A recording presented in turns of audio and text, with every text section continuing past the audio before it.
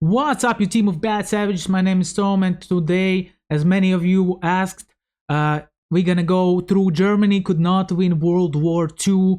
Also, guys, today with me is my friend, the Money Frog, and the Dollar Billia. And also, guys, if you enjoy my content and would like to support your favorite creator, you can become sponsors of this channel. You're gonna get special badges for that. Also, gonna get gifts. And of course, your comments will be answered much faster. So much appreciate that, guys. Let's jump in.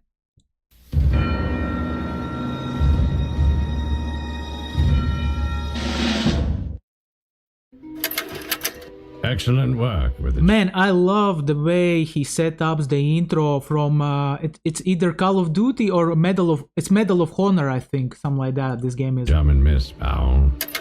Here's to hoping better sources will be used in the future. The guy is so good. However, our intel has picked up reports of continued resistance in the comment sections. Mentions of Dunkirk and who not to invade seem widespread. We will be dropping you directly into the comment section, with your primary objective being to root out these myths. Be cautious, though. Reports indicate that the Wereaboos will be armed with Cold War-era memoirs and David Irving books. Godspeed, Lieutenant. Man, this video is brought to you by Dashlane. Stay secure online and never forget a password again. More on that later. So you may recall around 6 months ago, I made a video about how due to Germany's lacking in the population, industrial, and raw materials sectors, they could not have pulled out a victory in the war they started in 1939. And it sorta got out of hand. I think we should read the comments. Oh no! Man, this is rough. The other day, as I was reading the comment section there, I found that, along with some people agreeing with me, there were a lot of dissenting opinions of yet more ways that people thought the final victory could be achieved. And I am here today to respond to them. And also probably clear up what I meant at the end of the last video, talking about limited use of alternative history. Here are a few more ways Germany could not have won World War II. Also, guys, talking about his previous video, I have it also. You can check out below the video. You can find out the link for the previous Why the Germany Could Not Win World War II, the part 1. One thing I have seen brought up a few times is that if Hitler had not let the British Expeditionary Force get away at Dunkirk, that later the troops could not be used during Operation Overlord and thus no Western Front, with the implication that the German troops could have been sent east to stop the Soviets. This, however, has two problems. Firstly, the BEF was not simply allowed to leave France as this narrative suggests. In Mein Kampf, Hitler does speak highly of the British at times and suggests that they could be a potential ally, but this is clearly without a strong grasp of British culture and political policy, and was always discussed with Germany being above Britain and having them be administrators of the Reich, but only if they could shake their, quote, Jewish influence. Furthermore, he realized that Britain was against his intentions in the East and would become a barrier there. All this being said, by the time of the invasion of France, Britain was definitely an enemy, and Hitler was doing them no favors. Dunkirk. Well, this was an operational failing, not a peaceful gesture. On May 15th, 1940, the Germans broke through the French 2nd and 9th armies and steamed ahead night and day, thanks in part to some tablet boys, towards the coast. Although these gains were good for guys who don't know the tablets boys, he means pervitin. It's like a drug. I'm not sure if I can say it on YouTube or not. If you want to check it out, find it in Google, right? I have a video about that also. This is basically a drug that they use to not fall asleep, to feel energetic, right? And this is one of the reasons why Germans were able to attack so quickly Ardennes and go around France defense line back in the start of the World War II. And yeah, man, that was, I mean, this is mad. Germans, the mechanized forces were quickly running out of supplies and were leaving their flanks exposed, which opened them to being cut off, the result of which could cause ruin for the German plans. It is at this point a nervous Hitler, being counseled by Generals von Kluge and von Rundstedt, gave a halt order to secure the flanks and allow the exhausted panzer divisions to refit. Check out this video by Mark Gurges for more. Upon the halt, our favorite drug-addled flyboy Goering promised the Luftwaffe could destroy the British at Dunkirk, and although he failed, I would hardly call the actions of the Luftwaffe just letting the British go. With thousands being killed, over 200 ships being sunk, over 100 planes shot down, and the loss of all the BEF's equipment, Hitler even realized that the halt was an error and resumed the attack while the evacuation was underway, and it was only successful due to the brave French soldiers that held out until it was complete. But even if he had let them go, there are still more problems asserting that this means a German victory in the war. Also, guys, that was very scary. I saw a movie, Dunkirk, right? And imagine you're trapped on the beach and the planes of Germans are just attacking, flying in and try to kill you by shooting, right? So, man, that was terrifying.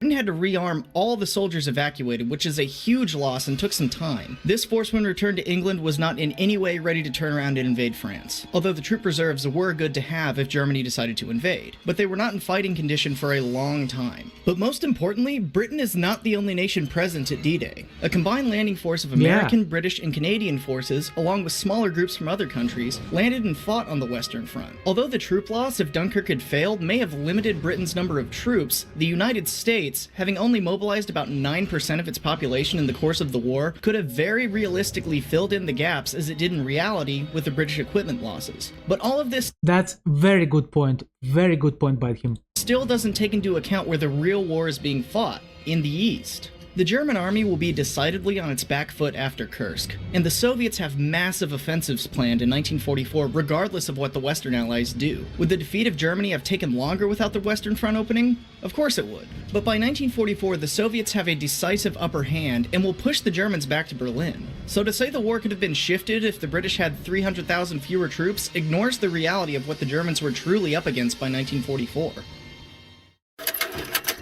Listen up, guys. I mean, all due respect to our allies, but Soviet Union was like winning it.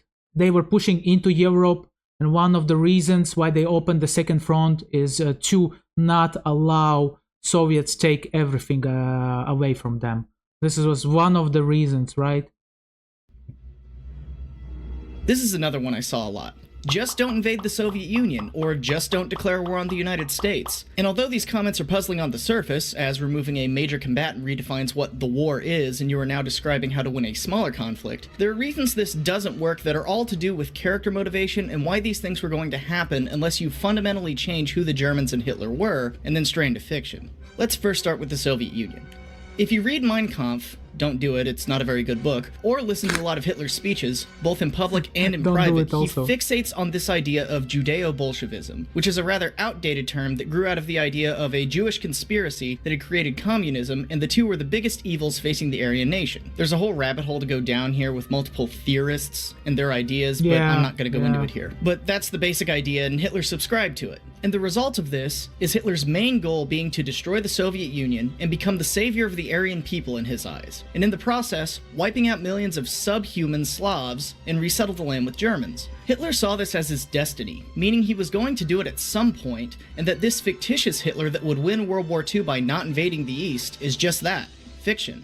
He ceases becoming the Hitler that we know and that existed, and now we're talking about a made-up story. Now, as to why the Soviet Union was invaded when it was, comes down to two things: resources and, frankly, paranoia. Germany, as I outlined in my previous video on this, spent a lot of the war with fairly limited oil resources, and knew that it couldn't support this attack any later than June of '41, with all the fuel that the battle over Britain was consuming. And even the trade with the Soviet Union would not make up for this deficit. So the High Command felt they had to go in when they did, before the army would not be able to move as they needed to finish the campaign by September, the time in which the High Command figured the Soviet Union would collapse in on itself under the weight of the German attack. And I'll point you to David Stahill again for more information on that. The other aspect was, as I said, paranoia. I've often seen this assertion stated in a different way of don't break the alliance with the Soviet Union, although I wouldn't even frame the German-Soviet non-aggression pact as an alliance in the way you think of with the Axis and allies. The treaty was much more in the vein of you don't get in our way, we won't get in your way, let's trade some stuff. And it was very uneven. Yes, exactly. And let's not forget, guys, that Germany, together with Soviet Union took over Baltics, right? My home, they took it over. My grandfather was living under Soviet occupation. My mother and father was living under their occupation. And my grandmother was living under the Nazi occupation also. And then after that, on Soviet occupation, guys, this is ridiculous, man. And to the point of the author, I just want to say that there are things and there are opinions that Soviet Union were preparing themselves to attack Hitler, and they thought that by signing this treaty, they will like move away this war, and they will be able to prepare for the war against Hitler. But you know, thanks to Soviet-Finnish war and the Soviet unfortunate fail, Germans saw that Soviet Union is weak. Basically, it's a coloss on the feet, on the weak feet. You know what I mean? And they said, why not? Why not? Also, this is my opinion only, guys. Easy at many points before and during its existence, becoming most volatile during combat between German and Soviet soldiers during the Poland campaign, after the Germans overran the territory that was designated as theirs and moved into territory promised to the Soviets that actually contained oil fields, making it not very subtle what the Germans were trying to do. Both Stalin and Hitler knew that some form of war was coming, just not when and who would start it, but going out of their way for the most part to not provoke it, and they didn't trust each other whatsoever. Now, I'm not implying any kind of Suvorov preventative war type thing. The Soviet Union was refitting and probably wouldn't be ready for a large war until at least mid-1942, but with these two ideologically opposing powers taking territory so quickly right next to each other, it was something that was bound to happen as soon as one of them felt they were in a position to make the first move. By 1941, the Germans felt they were, and they took the opportunity. For more on this, and the German-Soviet clashings in Poland, I'll point you towards Stephen Kotkin's second book in his Stalin series, or this video of him talking about it. Listen, Soviet Union was like this thing that wanted to world revolution, man. If they could take over everything, they would do it. They would, no doubt about that. They just needed the time. The declaration of war on the US is a bit more tricky, especially given that Hitler was aware of the industrial capacity of the nation. However, he saw the US as very internally focused and figured that it would take them much longer to mobilize than it did. Hitler always planned for war with the United States, as outlined in his second book, written but not published, in 1928, but wanted to put it off until he was ready, often skipping on details about how it would be done. He began to assume that, due to some anti-German sentiments from Roosevelt, the Americans would declare war in 1942, coming to the aid of the Allies like they did in World War I. Piggybacking off the previous statements about the Soviets, he figured he could end the war in the East and turn and fight the West. This feeling ended, though, as the Soviet campaign continued to drag on and 1942 loomed. The German Navy had been asking for war with the United States for some time, as Hitler had been holding them back to not provoke them, knowing that going against the US Navy, the Kriegsmarine would come up lacking. Hitler's solution to this was Japan, which had a large navy that he thought could tie up the Americans until he was done in Russia, then turn westward and save his plan. He constantly reassured the Japanese that Germany would throw in with them if they expanded their territory south into US-held islands. This was among many attempts to get Germany and Japan to fight the same enemy, which also included trying to get Japan to invade the Soviet Union from the east in June. Although Japan kept Hitler in the dark as to when they were going to attack, Hitler was very pleased when they did and immediately lifted all restrictions on his navy to attack US ships, and later declared war a few days later after his foreign minister, Joachim von Ribbentrop, said, "A great power does not allow itself to be declared war upon, it declares war on others." Now, this decision may have been flawed with the hindsight of putting too much faith in the That guy was just tripping. He was just tripping. Japanese Navy and underestimating the US's ability to fight on two fronts and mobilize so quickly, but knowing that Hitler did plan to fight the US way back in the 20s, the timing may be bad given what we know now, but it was not something that he was just not going to do, in the same way he was not going to just opt out of invading the Soviet Union.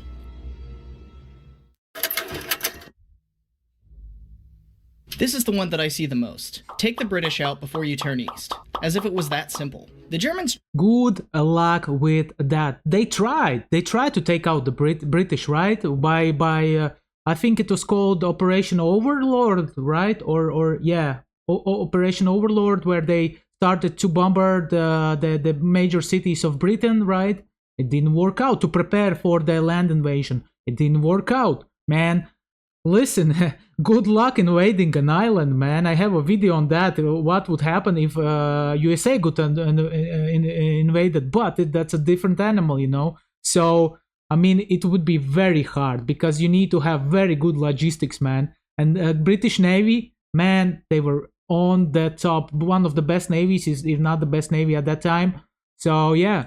tried this. First by attempting to bomb the British into submission, which didn't work, and second by planning the invasion of the British home island in an operation named Sea Lion. This was going to be the amphibious assault that would take Britain out of the war, and plans were drawn up and early preparations were made. But before going through with it, the Germans themselves realized this wasn't going to work and cancelled it. The short answer for why is the Royal Navy and the inability of the Kriegsmarine and Luftwaffe to control the channel. The German Navy would be unable to keep the channel clear of British warships to enable troops and supplies to reach the British coast unless the Army's landing was on a very narrow front, resulting in less water needing to be covered. Knowing the coast was going to be heavily defended, the Army rejected this plan as they would need a wide landing front so they were not just feeding men into a meat grinder. In short, the Germans did not have the material to carry out a successful landing without it either bogging down and being cut off on the ground or being simply sunk on the way to its destination. In the 70s, the Royal Military Academy Sandhurst wargamed the scenario with conditions favorable to the Germans and came up with the operation being a total failure. Some commenters have gone as far as to suggest using paratroopers to take the British down, but I think you need to only look as far as Crete and Arnhem to see how badly an unsupported airborne operation can go. The Germans would still have to land by sea to resupply them and get relief troops on the ground, and the Royal Navy was— Man, I love the way this guy is looking on the situation from different angles, man. Much respect to this dude. Very good. too large an obstacle to allow this to happen, even by the Germans' own admission. One particular comment out of all of them really stood out to me. It began with, if the Nazis weren't Nazis, they would have won. And I think this really speaks to the core of my point. Alternative history is fun. It makes for good Hoi 4 games. But when really talking about it seriously, it's really hard to come by any academic conclusions outside of a few days of speculation. Because you begin building assumption on assumption on assumption, and before you know it, you have changed the motivations and decision-making patterns of everybody you're talking about. And you are then just writing fan fiction. This is your brain. This is your brain on alternative history. Would Germany have won World War II if the Nazis weren't in power? Maybe. But it's also equally likely they wouldn't have started the war, or joined the Allies, or anything else. If there's no basis in reality to do with the people you are talking about in your assumption, what's the point? Germany decided to start a war that within a little over 2 years would see them taking on 3 superpowers at once, with the resources of most of the world behind them. Add in strategic mistakes and intelligence failures, it paints a very grim picture from the start, regardless of decisions made after the fact.